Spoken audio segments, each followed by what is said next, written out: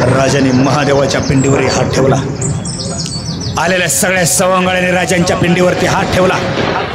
राजांच्या हातावर हात ठेवला आणि राजांच्या कंठातून शब्द बाहेर निघाला, हे देवादिदेव, हे शंभो शिवशंकर, आम्ही 18 पगड जाती धर्मातले मराठे आज तुझ्या साक्षीने वचनबद्ध होत आहोत वैकुंठीचा आनंद या पृथ्वीवरती नांदायला यावा म्हणून